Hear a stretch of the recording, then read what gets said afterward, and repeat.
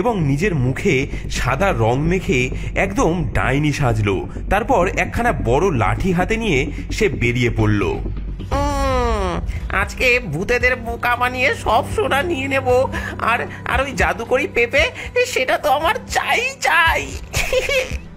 পাঁচু চুপি চুপি রমেশের পেঁপে বাগানে ঢোকে।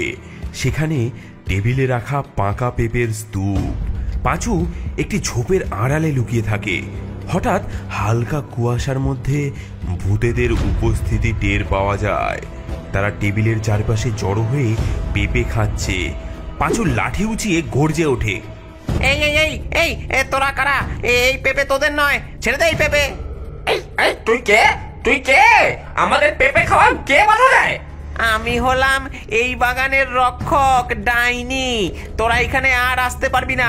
পেঁপের বদলে সোনা রেখে দিয়ে যা। ভূতেরা একে অপরের দিকে তাকায়, তাদের মুখে সন্দেহের ছাপ, কিন্তু তারা ভয় পেয়ে টেবিলে সোনা রেখে পালিয়ে যায়।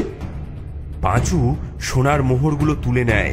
এরপর কয়েকটি পেঁপেও সে থলিতে ভরে বাড়ি চলে যায়।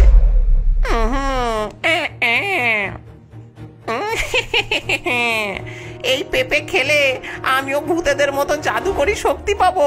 তখন রমেশের মতো ভাগ্যবান আমিও হব।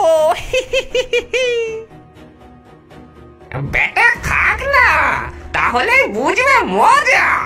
এগুলো মানুষের জন্য নয়, এই পেঁপে শুধু আমাদের জন্য।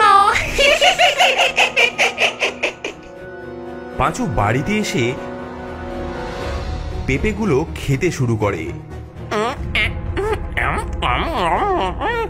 এত মিষ্টি পেঁপে, এতে নিশ্চয়ই জাদুর শক্তি আছে। এখনই দেখাই যাবে কি ব্যাপার। কিন্তু হঠাৎ পাঁচুর চোখ বড় হয়ে যায়। সে নিজের হাতের দিকে তাকায়। তার আঙুলগুলো মোটা হয়ে সবুজ রং ধারণ করছে। হ্যাঁ, কি হচ্ছে আমার?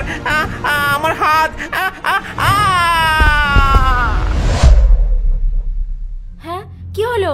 কি হলো তোমার? হ্যাঁ, এত বড় পেঁপে কোথা থেকে এলো? পাঁচুর স্ত্রী পেঁপেটি তুলে রান্নাঘরে নিয়ে যায় এবং সেটি কেটে খেয়ে ফেলে। ওগো, ওগো, আমাকে বের করো।